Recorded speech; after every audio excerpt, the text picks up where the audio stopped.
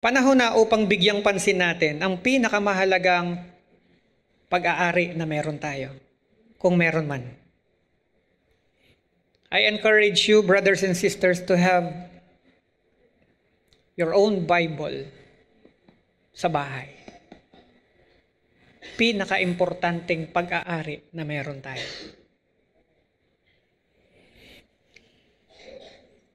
Magbasa ka ng ibang aklat at babasahin, ang kaya lang nilang maibigay sa reader ay information.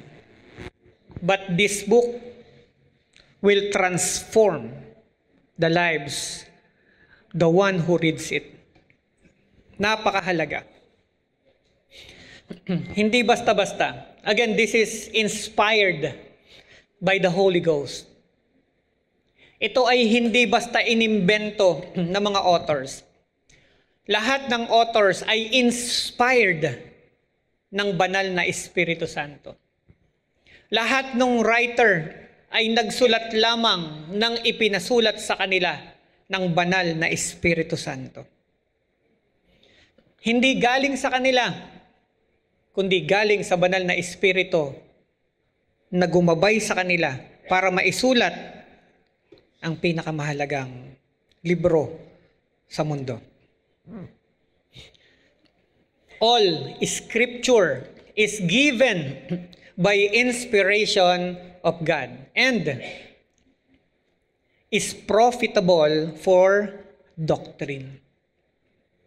Ito daw ay mapapakinabangan natin sa pagtuturo ng katuwiran. Ang daming doctrine sa mundo. Lahat ay may theology. Ang daming paniniwala. Ang daming kung ano-ano man na meron at itinuturo ang mundo.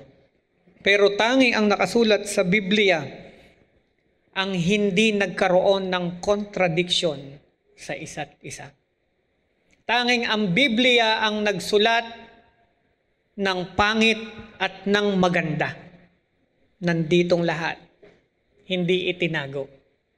Sinabing lahat sapagkat ang Biblia o ang librong ito lamang ang nagtuturo ng katotohanan at wala nang iba. For reproof. Kaya kung naghahanap ng truth ang tao, Biblia. Sa Biblia lamang niya ito masusumpungan. For correction. Sa lahat ng mga nagsisirculate na mga kasinungalingan, kamalian, and for instruction in righteousness. Ito rin lamang ang nagtuturo sa iyo papaano ka mamumuhay nang naaayon sa katuwiran ng Diyos. That the man of God may be complete, thoroughly equipped for every good works. Kaya yung bagong buhay na meron tayo, nung tinanggap mo ang Panginoong Hesus bilang Panginoon at tagapagligtas, binuksan ng Diyos ang piring, tinanggal ang piring at binuksan ang iyong mga mata. At nakita mo ang mga bagay na hindi mo noon nakikita. Naiintindihan mo na ang mga bagay na hindi mo naiintindihan. Yung bagong buhay na meron ka, may purpose. At ang purpose niyan is to do good works. At yung good works na yon ay hindi yung good works na alam ng mundo. Ang good works na yon ay good works ayon sa mata ng Panginoon. At yung good works na yan ay dapat merong eternity value. Yung good works na yan ay hindi lang ginawa mo ngayon, natanggap mo agad ngayon yung reward. Yung good works na yan ay ginawa mo ngayon hanggang sa kabilang buhay ay merong naghihintay na rewards sa'yo. At yung good works na yan ay connected saan? Sa tao. Konektado sa tao na siyang dahilan ba't bumaba ang Diyos, sinakripisyo ang kanyang sarili, namatay sa krus ng Kalbaryo. Makalipas ang 3 araw ay muling nabuhay, bumalik sa Ama. Kasi nagawa na niya yung purpose niya. He made already available yung salvation na kailangan ng sangkatauhan. Kaya tayo ngayon na nakakilala at tumanggap kay Jesus ay binigyan niya ng bagong desire.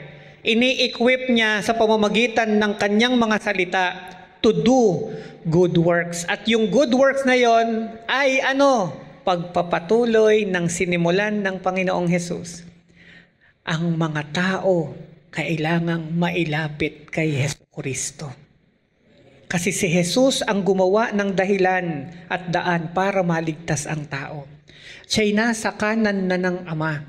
Kaya lahat ng sumasampalataya sa Kanya ngayon ay direktang nakakaabot sa Ama dahil sa Panginoong Jesus. Kaya mapalad tayong lahat. Lumabas tayo sa relihiyon at pumasok tayo sa isang relasyon na hindi suntok sa buwan ang ating ginagawa, kundi lahat ayon sa salita ng Diyos. Sabi mo sa katabi mo, pinagpala ka talaga. Amen? So the Bible is an anthology of various literary forms, including instructions, stories, yun nga sinabi ko kanina, poetry at iba't iba pa.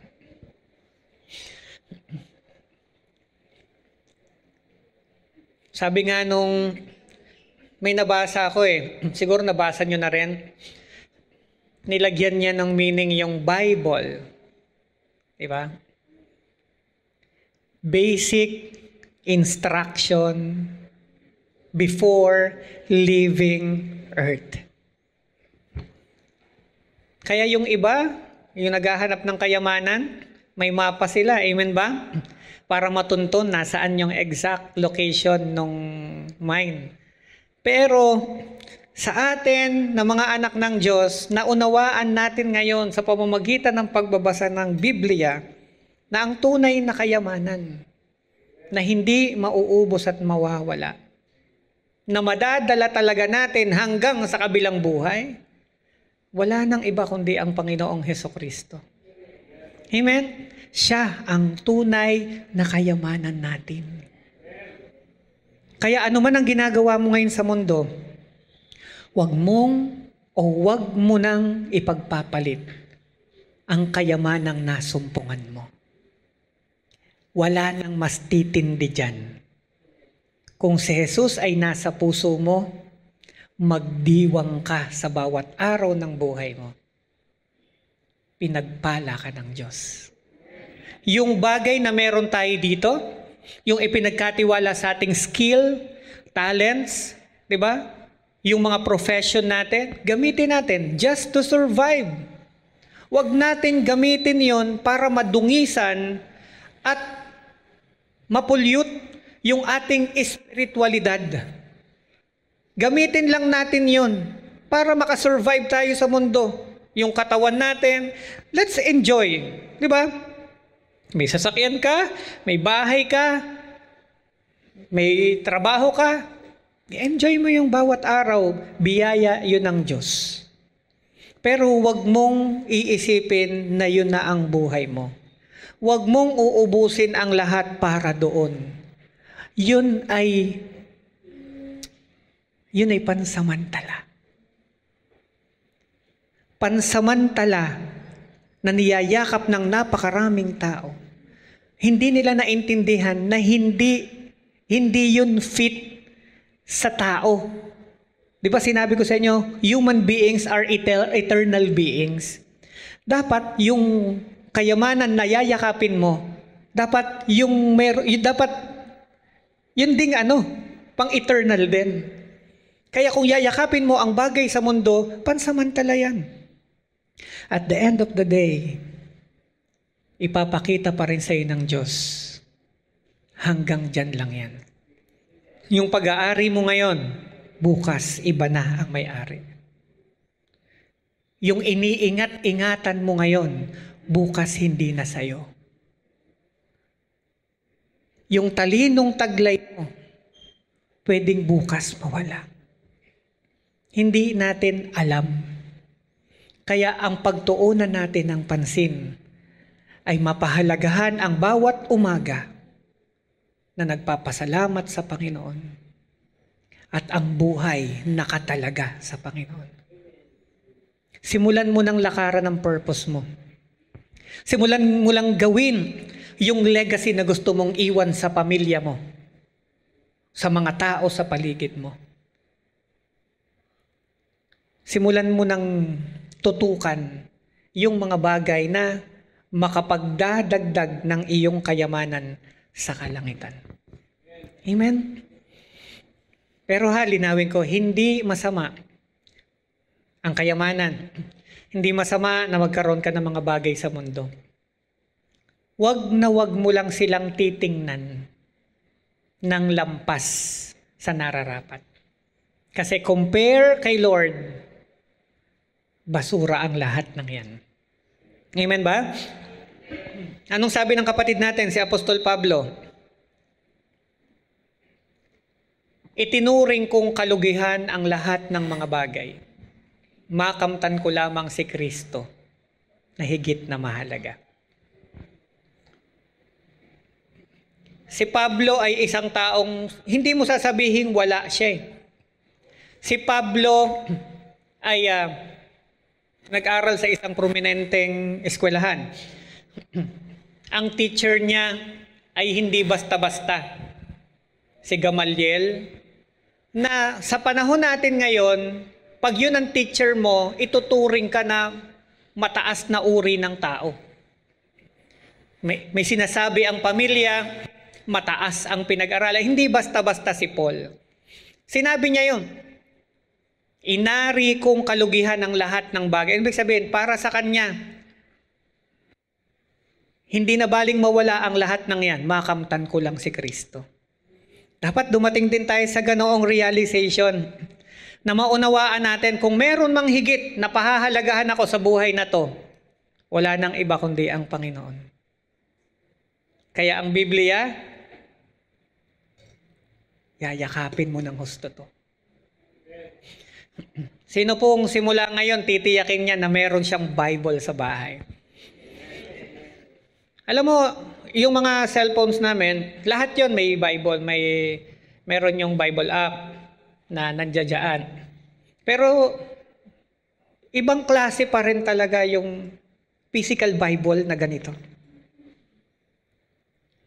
Hindi siya ordinaryo. Talagang napakahalaga nito. Sa mga gamit ko, pag naglilipat kami, kasi naikot na namin to dati doon kami nasa taas, punta kami doon, punta kami sa likod, ngayon nandiyan na naman kami. Laging alam ni Pastora, uunahin kong ihanda, maiwan ko na yung iba kong gamit or Biblia, nakaseparate yan sa isang lalagyan, dala-dala ko. Hindi ko siya iiwanan. Amen ba? Di ba parang kung titin natin, ba't masyadong attached kasi bagay lang naman? Tama, pero yung nakasulat dito, ibang klase.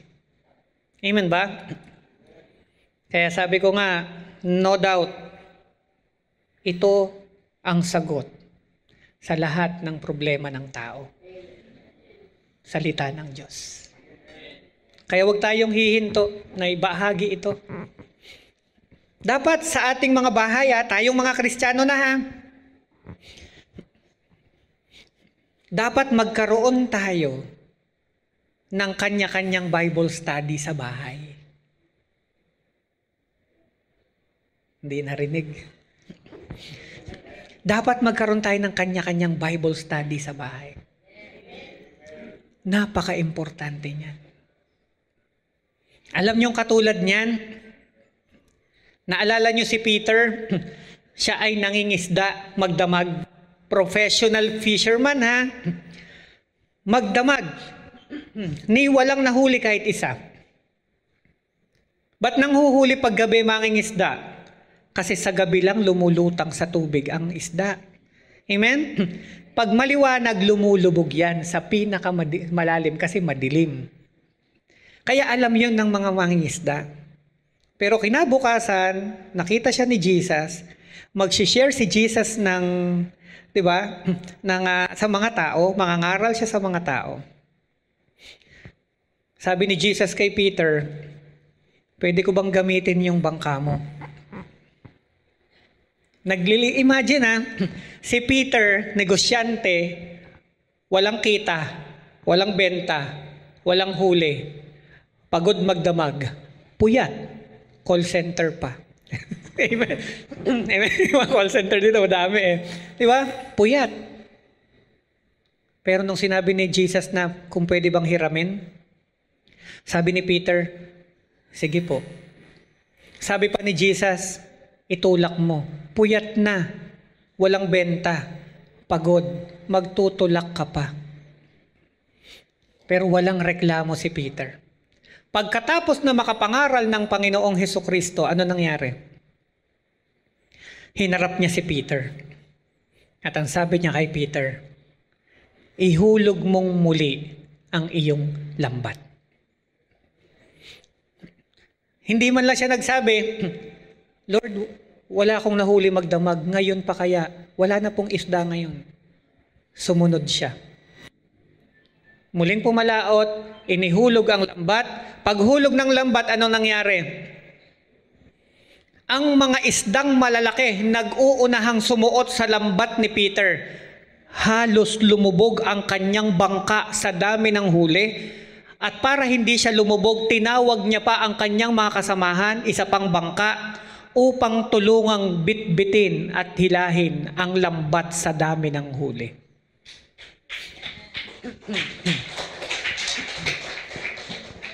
Anong lesson? Yung bangka ni Peter ay katulad ng bahay natin. Ipagamit natin upang makapangaral at maipangaral ang salita ng Diyos. Humanda ka. Pupunuin ng Diyos ng pagpapala ang bahay mo. Amen? Kung may sasakyan ka, paggamit mo sa gawain ng Panginoon. Kung may negosyo ka, ipagamit mo sa Panginoon. I-connect mo lahat sa Panginoon ang meron ka at hayaan mong ang Panginoon ang kumilos sa lahat ng hinahawakan ng kamay mo. Amen? Praise God.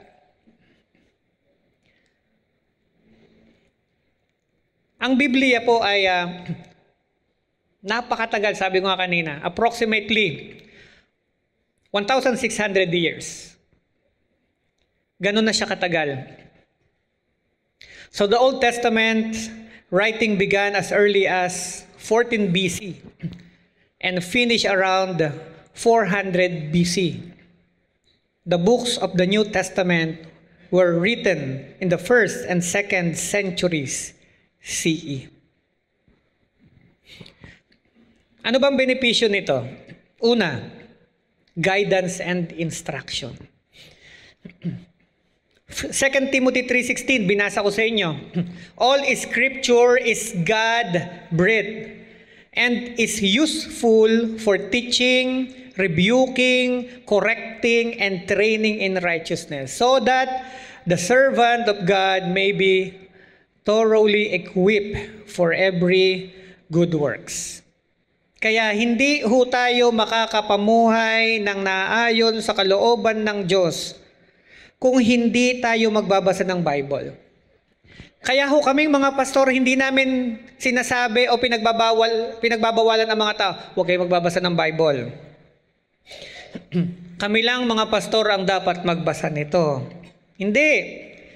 Di ba, ine-encourage namin kayo na magkaroon kayo ng Biblia at personal ninyong tuklasin, alamin, pag-aralan kung ang itinuturo namin ay katotohanan at naayon sa salita ng Diyos. At kung dumating tayo sa pagkakataon na mamimili tayo, kung yung tradisyon ba natin na nakagisnan ang ating pakikinggan o ang katotohanan, ay pakinggan ho natin ang Biblia. Kaya ho tayo ay full gospel church. Pinakamatimbang sa lahat sa atin ang salita ng Diyos. Kaya kahit ginagawa ito ng mga tao dahil nakasanayan ito ng mga tao, pag wala sa Biblia, hindi natin gagawin. Amen ba? Kaya pag kayo po ay nagbasa ng Bible, marami po na practice natin ang ihihinto natin ng kusa. Bakit? Kasi marirealize natin, hindi pala kalooban ng Diyos. Example. Ito, November. Malapit na. Araw ng mga patay. Diba? Dati, anong ginagawa natin? Nakikiselebrate tayo sa mga kung ano-ano. Yung mga, ano yan? Treat. Ano nga tawag nila doon? Ano po? Trick or treat. Yung mga ganon. Tapos di ba? Inaayusan ng, di ba? Lalagay ka sa pinto ng mga white lady. Tapos kung ano-ano, nilalagyan mo ng dawag yung ano. Hindi, pag Kristiyano ka na, hindi mo yan dapat gagawin. Wag na nating gagawin yon. Amen ba? Kasi, bakit kasi parang inaano natin yung kamatayan, yung death. Pag inisip mong mabuti, talaga namang ayaw ng mga tao eh. Pero minsan di na umaandar yung isip nila, no? Hindi, yun yung sinabi ni Sir. Magbihis tayo niyan. Kaya ang benta bibili ng damit na white lady, pag nakakita naman ng ganon, ayaw naman niya. Di ba? Ibig sabihin, hindi siya dapat. At yun po ay pagan practice. Pag niroot po natin yan po ay pag-worship sa demonyo. Kaya hindi siya dapat ginagawa ng Kristiyano. Amen ba? Kaya nga sabi ko, pag malalaman mo agad pag ang bahay Kristiyano. Pagpasok mo sa bahay, malinis ang bahay. Pag sinabi kong malinis, totally bare lang. May makita ka man, Word of God, for God so loved the world that He gave His only begotten Son. Unlike before, ano itsura ng bahay natin? Pumunta ka ng Thailand, may nakita ka dong magandang kung ano-ano, figurine or ano, binili mo. Hindi mo alam, yung bagay na binili mo ay may daladalang spirit, pinasok mo sa bahay mo. Amen? Biblia lang ang magtuturo sa atin na mali yun. Hindi natin alam, nangungulekta tayo sa iba't ibang bansa, hindi natin alam, yung mga kinokolekt mo galing sa ibang bansa, punong-puno ng mga bagay na pinaniniwalaan nila. May iba't ibang ano yan. Di ba? May Buddhism. May di ba, iba-iba. Kaya akala nyo, ay, ang cute niya, babae. Hindi mo alam, hindi yun dapat. Sino magtuturo sa inyo? Bible. Amen? At ano pa sa atin, mga Pilipino? Ano yung, of course, ito naman ay talaga. Diba? Yung mga santo-santo. Amen? Pag nabasa nyo Bible, sobra. Direkta. Sabi ng Panginoon, kahit yung pinagpatungan, sunugin. Kahit yung pinaglagyan, galit ang Panginoon. At ang sabi ng Lord, up to 4th generation, yung curse na dumadaloy. Di ba sinabi ko na sa inyo, si Peter mismo buhay, sa Book of Acts chapter 10 verse 25, nangangaral siya ng salita ng Diyos sa pamilya ni Cornelius. Di ba sumamba sa kanya, nagpatira pa yung buong family ni Cornelius? Di ba hinawakan agad ni Peter? Tumayo kayo, tumayo kayo. Tumayo kayo. Huwag niyo akong sasambahin. Tao lang akong katulad niyo. Si Peter yon, buhay, nasa katawan. Lalo na ngayon. Kung pabalikin ng Diyos si Peter, iiling talaga Nakita niyo na nga nung buhay ako, hindi ako pumayag. Yan pa kaya, bato, kahoy. Yumuyukod kayo. Amen po ba? Ginagawa natin dati. Amen? So, salamat sa Panginoon. Pinalaya tayo. Sabi ko nga, hindi ito invento ng mga pastors. Talaga nasa Bible. At nasa 10 Commandments mismo. Yung first 5, utos for the Lord. Yung second 5, utos para sa tao, kapwa-tao. Amen? Kaya yung unang-unang utos, yung first pa lang ang liwanag, huwag kayong. Amen? Huwag kayong gagawa. Huwag kayong magkakaroon ng ibang Diyos na sasambahin maliban sa akin. Ito ang hindi na sinabi ng ibang nangangaral. Pinutol. Nasa Biblia yun. Kahit anong klaseng translation ang gamitin mo, kahit yung mismong Biblia nila ang sabihin mo, ano pong Bible gamit nyo? Ito pong Biblia, sige po, yan po ang basahin. Nakasulat. Huwag kayong gagawa. Huwag nyo silang aanyuan. Anyong tao, anyong ibon, anyong nasa lupa, nasa tubig, yan sabi. At inyong yuyukuran at paglilingkuran. Amen? At sinabi pa ng Bible, ang paggawa nito, hindi nyo ba nalalaman? Ito'y galing sa isang putol ng kahoy. Na ang kalahati nito ay gagawing rebulto at ang kalahati ito itatapon sa apoy. Kaya sabi ko nga sa inyo, nung ako'y bagong born again, yun talaga observation ko, namulat ang mata ko. Kasi may tindahan kami ng furniture. Okay? So, yung mga appliances, yan ang aming negosyo before, yung lahat ng mga sala set, ganon. May pumunta sa harap namin, mga naninigarilyo, 3 yata magkakasunod. Nakasabit yung rebulto sa nakatali. Nakatiwarik pa nga eh. Nagyuyosi. Kuya, bili mo, hulugan.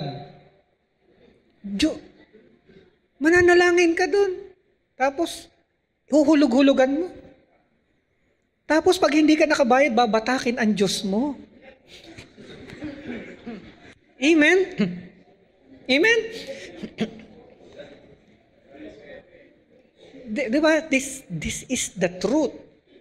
Sabi ng Bible, when you know the truth shall set you free. Sabi ng Bible, ang Diyos ay Espiritu. At siya'y naghahanap ng mga tao na sasamba sa Kanya sa Espiritu at sa katotohanan. Kaya ang Diyos, He is omnipresent God. Totoo. Kung naniniwala ka doon, ang Diyos ay hindi mo kailangang bitbitin. Nakatira siya sa'yo. Ang Diyos ay nandun din sa ibang bansa sa parehong pagkakataon. Yun yung attributes niya. Hindi yung may sunog na, imbis na yung anak mong maliit ang bubuhatin mo, siya pa ang bubuhatin mo. Hindi ba dapat ang Diyos mo ang magligtas sa'yo? Amen ba?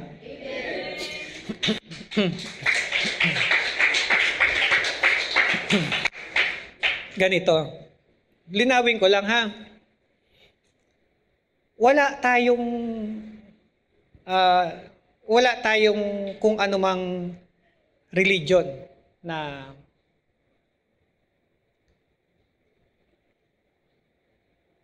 pero ganun ang truth. Paano natin ipapahayag ang katotohanan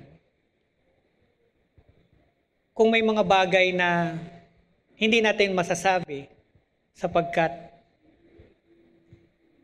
kaya sabi nila, truth hurts. Amen.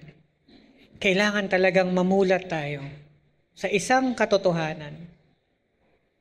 Yan ang reason kung bakit ang bansang Pilipinas ay last week, tinuro ko sa inyo kung bakit ang Diyos ay galit.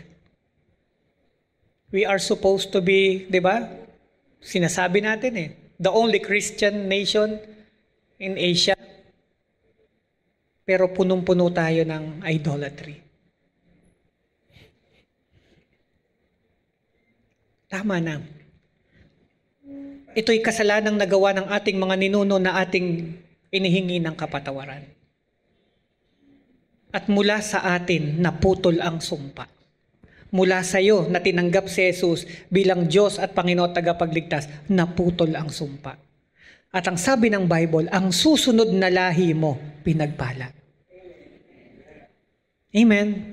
Yun yung dahilan kaya dapat kailangan maging bold ang mga anak ng Diyos to share the truth. Pero kami, of course, hindi natin agad tinuturo sa lahat. Sa tamang pagkakataon, katulad nito, sa pamilya. Hindi natin to sinasabi sa lansangan. Ang dala natin sa lansangan is, di ba, yung proseso.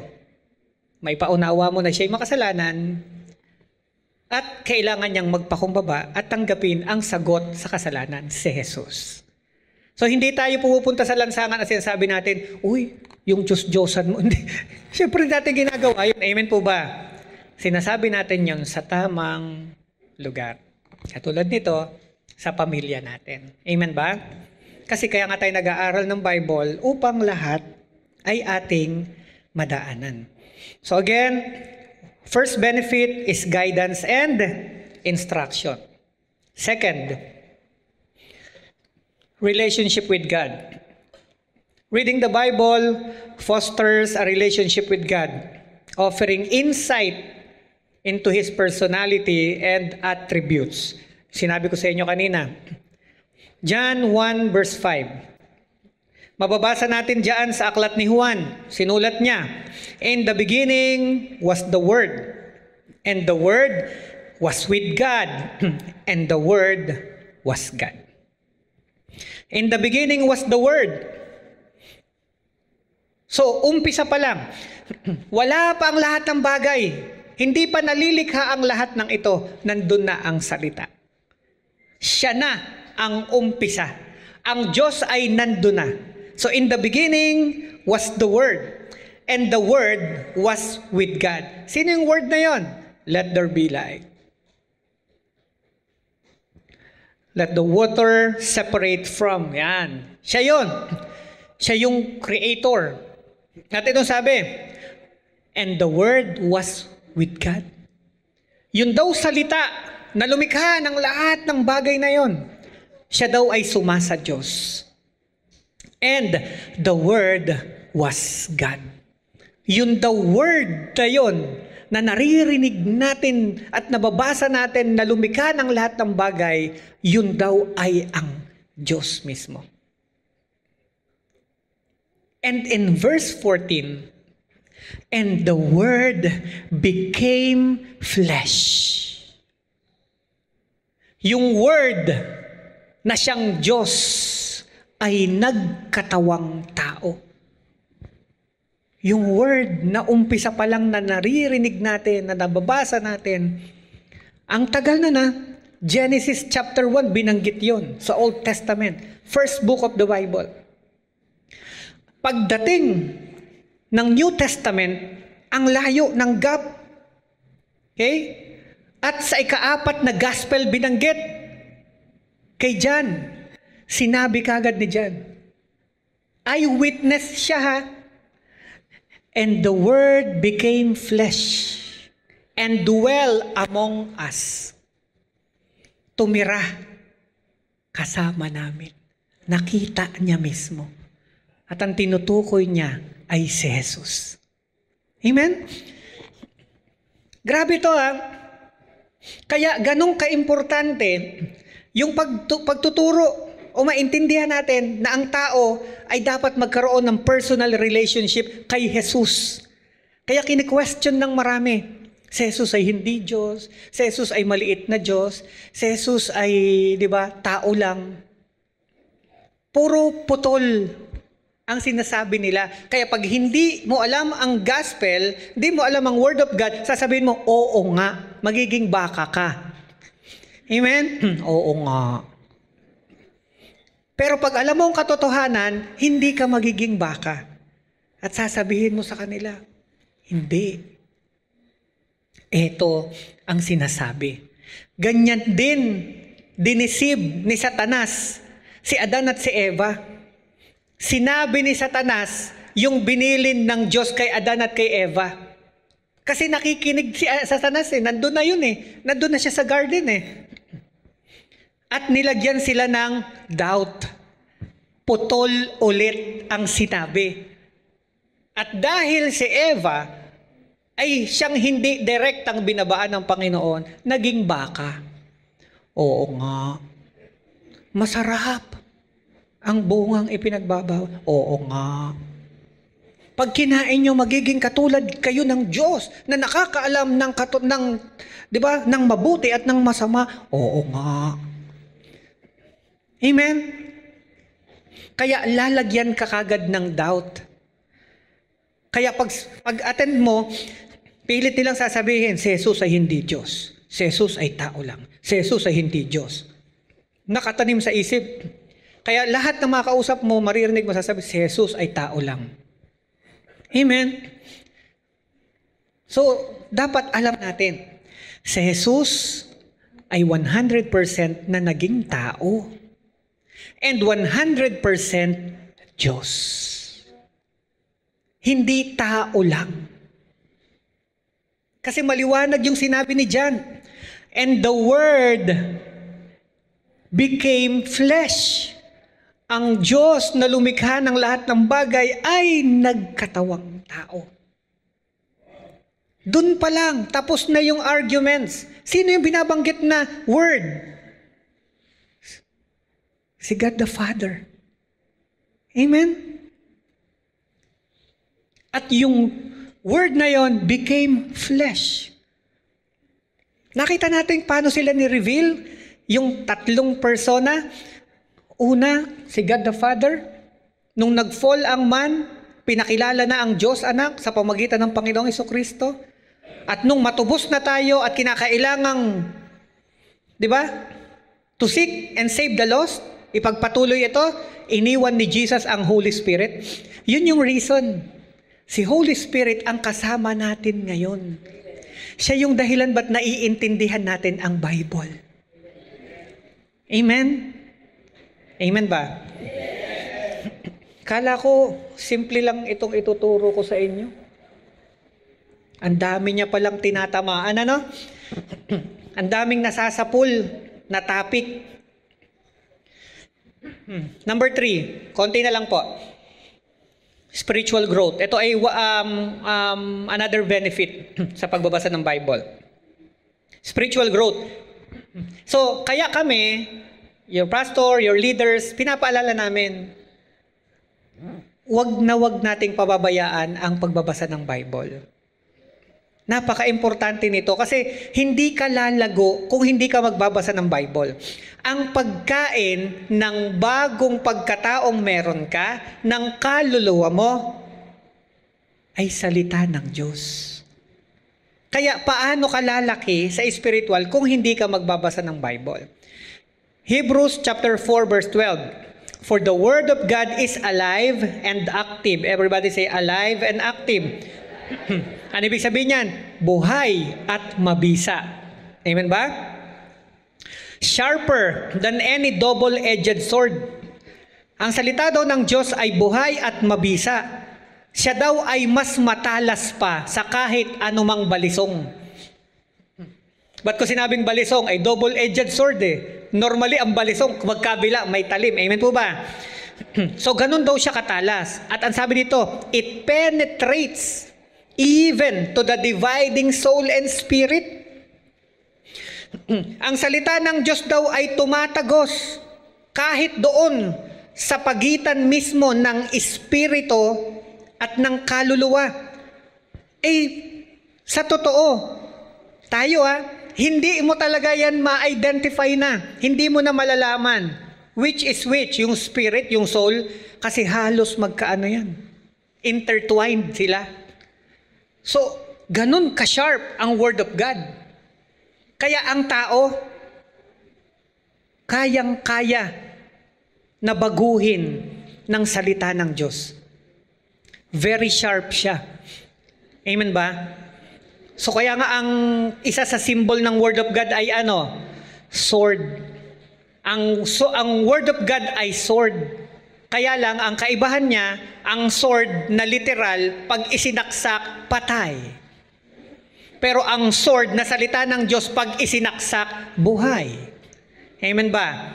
Kaya ang salita ng Diyos ay nagbibigay ng buhay. Ito lang ang espadang pag sinaksak mo sa kapwa mo, nagsishare ka ng life. Amen? So spiritual growth, kung gusto natin lumago, laging magbasa ng Bible. Number 4, faith and joy. Romans 10:17. So then, faith comes by hearing and hearing the word of God.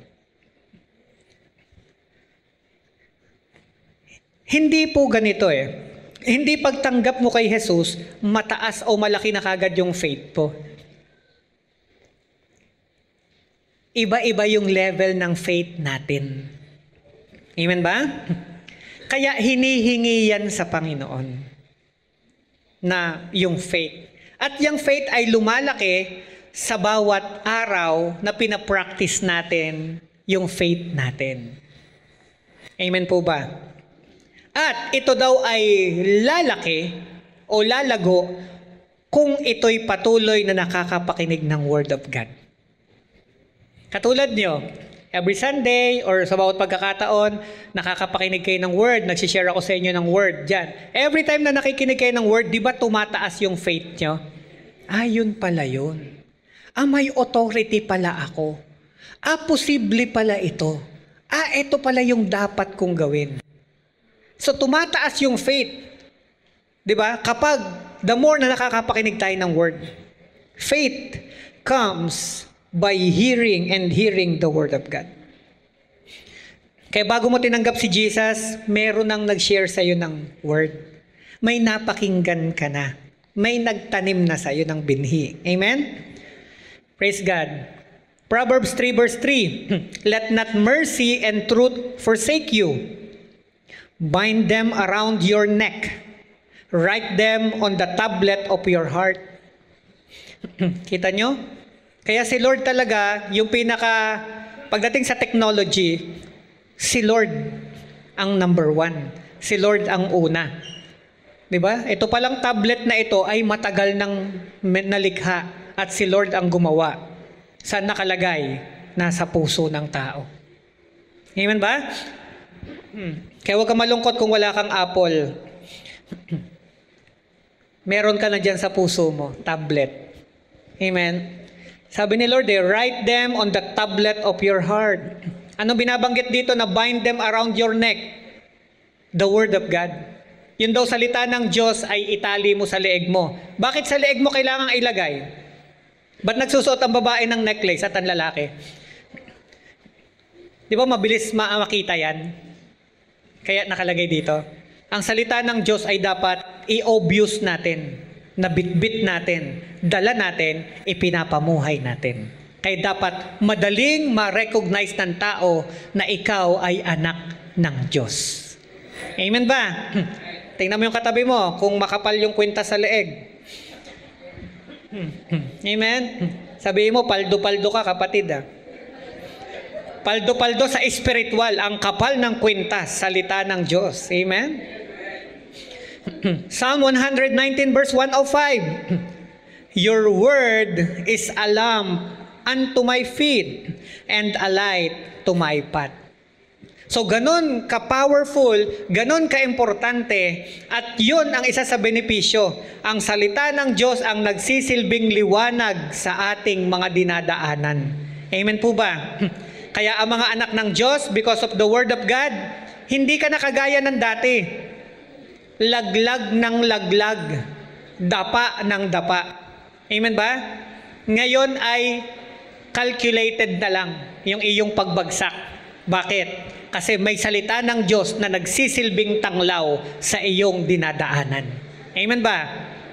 Hindi kagaya dati. Ano ang tanglaw natin? Flashlight. Saan galing? Sa ating sariling alam. Diba? Huwag ka pupunta doon. Hindi. Kaya ko yan. Diba? Huwag mong gawin yan. Sino may sabi? Wala kayong pakialam. Diba? Pero ang Word of God, nung ginawa mo ng gabay, Ando na. Lord, okay lang ba yon? Ino-offer sa akin to. Sabi nung gawin ko to, simulan ko to. Lord, tinataas ko to sa'yo. Turuan mo po ako ng dapat kong gawin. Kaya sa mga anak ng Diyos, bawal ang rush. Amen ba?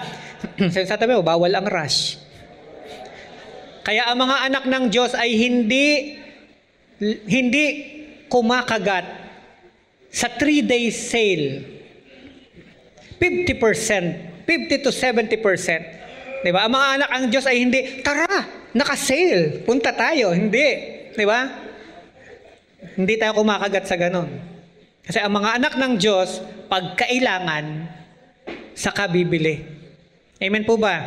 Hindi yung ang dami mo ng damit, nakakita ka ng sale, mamimili ka uli ng damit. Hindi ganon. Kahit hindi sale, kayang bumili ng mga anak ng Diyos. Amen ba? Hindi natin kailangan ng discount. Sabi sa tabi mo, hindi ko kailangan ng discount. Mayaman ako. Huwag kang tatawa pag sinabi mo yun. Nako, sabi ni Lord kay Abraham, next year, hawak nyo na ang inyong sariling anak. Tumawa si Sarah kasi 99 years old na sila eh. Ngayon pa ako magkakaanak, matanda na. Sabi ni Lord, narinig kita, tumawa ka. Naririnig ni Lord, kaya dapat sumasampalataya. Hindi ko kailangan ng discount, mayaman ako. Dapat sumasampalataya. Amen po ba? Tingnan mo yung katabi mo, mukha bang naniniwala? Amen? Wala yan sa laman ng bulsa. Yan ay nasa pananampalataya. Amen po ba? Inuulit ko, wala sa laman ng bulsa, nasa pananampalataya. Pag sumampalataya ka, susunod ang laman ng bulsa. Pero kahit anong gawin mo, pag wala kang pananampalataya, hindi magkakalaman ang bulsa. Amen ba? Kaya sa nagsisimula? Sa pananampalataya. Amen? Bago na pa sa'yo yan, inisip mo na at naniwala ka, magkakaroon ako ng iPhone 18. Hindi pa po nilalabas ni Apple, basta magkakaroon ako. Amen? Amen ba? Praise God. Ito na yung last verse. Joshua chapter 1 verse 8. Ito yung bilin ni Lord Kamamatay pa lang ng leader ni Joshua, si Moses. At si Moses na ngayon yung leader. Ito yung bilin ni Lord kay Joshua para mapamunuan niya ang bayang Israel. This book of the law shall not depart from your mouth. Wag na wag mong pababayaan ang salita ng Diyos. But you shall meditate it day and night. Hindi mo lang babasahin. Hindi sinabi dito, but you shall read it. Ang sabi dito, you shall meditate it. Mas malalim yung meditation sa reading. Ang reading ay basta mo lang binasa. Ang meditation ay pagkabasa mo, nag-stop ka, nginunguya mo. Kumbaga sa pagkain, yung reading, parang lugaw. Pagkakain mo, lunok. Yung meditating, pag ikaw ay nagsubo, nginunguya mo. Dinudurog mong mabuti. That is meditation. Amen? Ang salita daw ng Diyos ay huwag mahihiwalay sa ating mga labi. Ito daw ay ating dapat pagbubulay-bulayan araw at gabi. Kaya yung word na napakinggan natin, kung may verse sa umaga bago ka pumasok, nag-open ka ng Bible, nag-strike sa puso mo yung isang verse, isulat mo yon. Lagay mo sa cellphone mo, ilagay mo doon sa every time na ma-open ang cellphone, lumalabas, para lagi siyang nagpapaalala sa'yo. This is the word of the Lord for me today. Yun ang lagi. Halimbawa, nabasa mo. Be humble. Yun yung nag-strike sa puso mo. Bitbitin mo sa buong maghapon. Kasi maaaring yun ay sandatang binigay ng Diyos sa'yo kasi susubukin ka sa pagiging humble. Baka paglabas mo pa lang, naku, galit ka na. Suntukan? Suntukan? Galit ka na. Yung pala, pag uwi mo, naku, Oo nga pala, nabasa ko, sabi ni Lord. Diba? Remain humble. Nakalimutan mo. Kaya ganun ka-importante ang word. Kaya binibilin sa atin, you shall meditate it day and night, that you may be observed to do according to all that is written in it. Yun ang dahilan ng Diyos, ba't gusto niya i-meditate mo, wag mo lang basahin. Kasi gusto ni Lord, talagang ma-absorb mo siya para maipamuhay mo. Ang salita ng Diyos na napakinggan, na hindi talaga na-absorb ng puso, hindi ipapamuhay. Pagkakain ng toasted siopaw, wala na. Hindi naman ako naririnig na may-ari ng toasted siopaw. Lalo ngang nalakas pag sinasabi ko, huwag kayong kakain ng toasted siopaw, lalo naman kayong bili ng toasted siopaw. Okay lang yon. Wala namang wala namang sarado siya ngayon, di kayo makakabili. Amen? Pero yung sinasabi sa atin, amen po ba? Gusto ni Lord, for then you will make ito yung gusto ni Lord na ma-receive natin, For then you will make your way prosperous, and then you will have good success. Prosperity and success, yan lang. Tapos ang usapan. Yan ang dahilan ng lahat ng pinagkakaabalahan ng tao. Yan ang dahilan ng lahat ng pinagsusunugan ng kilay ng mga tao. Yan ang dahilan kung bakit nauubos ang lakas ng mga tao. Yan ang dahilan kung bakit pinag-aawayan ng mga tao. Gusto ng taong maging prosperous. Gusto ng taong maging successful. Ang problema, kapag walang gabay ng Diyos, ng salita ng Diyos, at gusto mo itong puntiryahin, gagawin mo to in your own way. May daan ang tao na sa tingin niya'y matuwid, ngunit ang dulo'y kapahamakan. Kaya maraming tao ngayon, hindi na baling masira ang pangalan ng pamilya, basta't maraming pera. Amen ba? Totoo. Kaya ang liwanag ng Bible a good name is better than silver and gold. Ngayon wala na. Di ba? Marinig mo. Ano apelyido mo? Hindi ko nababanggitin siyempre. Ano apelyido mo? Kayo na mag-isip. Yung mga naririnig natin ngayon sa Senado. Ano apelyido mo? Yeah. Di ba? Di ba? Lahat ng may apelyido nun mahihiya. Naku. Pwede bang yung middle name ko muna gagamitin ko ngayon, nakakahiya. Kahit hindi mo ka mag-anak. Katunog. Ano apelyido mo? Di ba? Katunog pa lang, nahihiya ka na. Bakit? Sira. Amen? Sino naapektuhan? Mga anak. Mga susunod pang lahi. Lahat ng isisilang na yon ang apelyido. Anong tingin? Kulong na yan. Mga, kulong na yan. Mga, kulong na yan. Mga, amen? Imagine, nag-aral ka ng abogasya. Ang taas ng pinag-aralan mo, graduate ka pa sa mga kilalang eskwelahan, na hundreds of thousand or even million ang tuition fee. Tapos yun lang ang gagawin mo? Maleta. Amen? Mga kapatid, yung kaluluwa natin ang pinakamahalaga. Yan ang importante. Yung katawan mo, hindi mo naman makakain lahat ng masasarap na pagkain. Kahit may pambili ka, hindi mo makakain lahat ng pinakamasasarap na pagkain sa daigdig. At the end of the day, may kulang sa puso mo. Kahit ang dami mong pera, kaya mong bilhin lahat ng relo, lahat ng sasakyan, lahat ng bahay, mga pinakamagagandang location. Hindi mo lahat yan makukuha Sinabi na nga ng Bible sa Acts, anong mapapala ng tao sa dami ng pera niya? Mabili niya ang kalahati ng mundo kung mapapahamak ang kaisa-isang kaluluwa. Ano ang ipambabayad mo o ipantutubos mo dito? Human souls are priceless.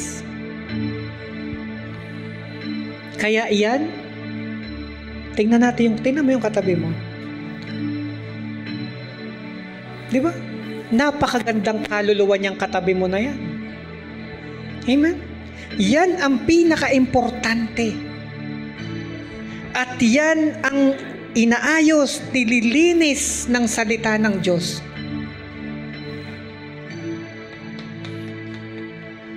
Maligo tayo araw-araw ng salita ng Diyos. Mag-toothbrush tayo ng salita ng Diyos. Yang mga madudumi ang bibig, masasama ang bibig, mag-toothbrush ng salita ng Diyos. Yung may amoy ang kilikili at kung ano-ano, maligo ng salita ng Diyos. Alam niyo ang problema? Kapag may problema sa tao, kaluluwa. Kaluluwa. Ito lang ang sagot. Sabi ng Old Testament, ang salita ng Diyos ay mas matindi pa sa pinakamatapang na sabon. Nabasa niyo na? Isaiah, basahin. Kahit na ang kasalanan mo ay sobrang pula, papuputiin ng Panginoon na parang niebe. Tumayo po tayong lahat. I pray na ang salita ng Diyos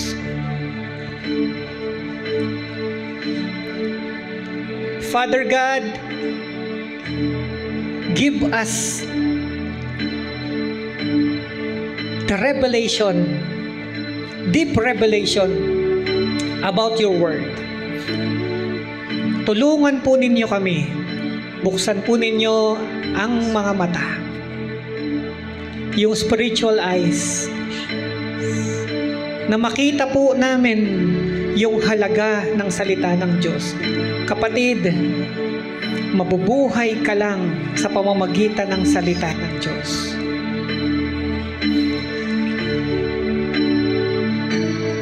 Kung meron kang higit at higit na mamahalin, pahahalagahan, uunahin sa buhay mo, youth, parents, mga seniors na naririto, Biblia, salita ng Diyos.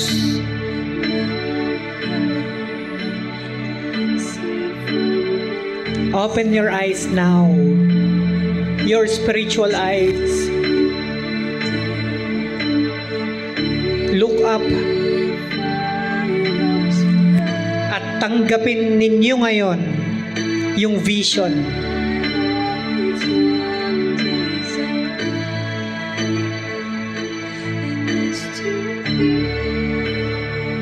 Bawat isa ay aking nilulubog sa spiritual water, which is the Word of God. Lumangoy ka sa salita ng Diyos. Kung gaanong kadami ang nilalang na nilikha ng Diyos sa ilalim ng karagatan, ganyan kadami ang hindi mo pa nadidiscover sa Word of God.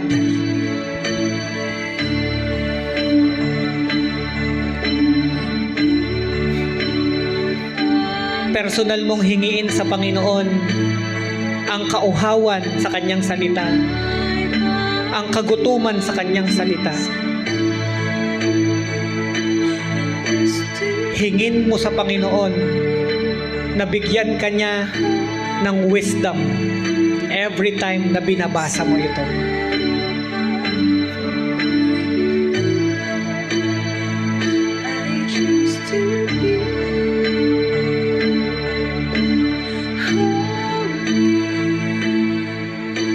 Set apart.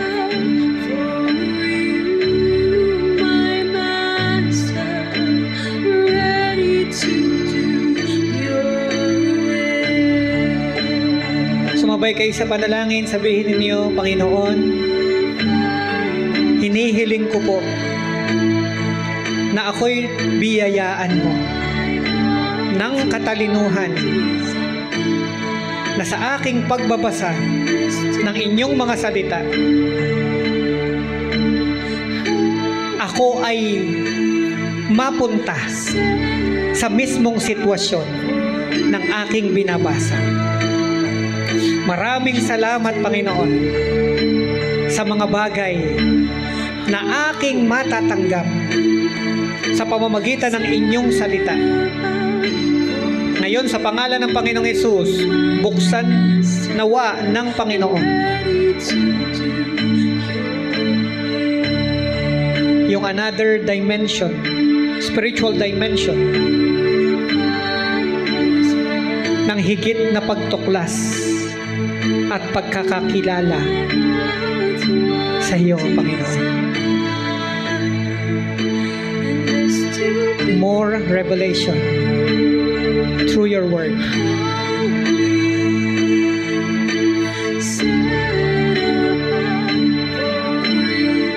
Higit na maayos ang buhay ng mga tao. Higit napapatnubayan sa tamang landas at higit na magliliwanag ang mga gagawin dahil sa patnubay ng salita ng Diyos. Now, brothers and sisters, you are now equipped with God's power and anointing through His Word. Huwag pababayaan ang pagbabasa ng Biblia at huwag na huwag hahayaang hindi matanggap yung personal message ni Lord sa iyo sa bawat araw. Gawin mo itong gabay, liwanag ng iyong buhay, salamin ng iyong bukas, at tiyak na tagumpay. Sa pangalan ng Panginoong Hesus. Ito ang aming panalangin, dakilang Diyos. Marami pong salamat. Sa pangalan ng Hesus, everybody say Amen. Praise God.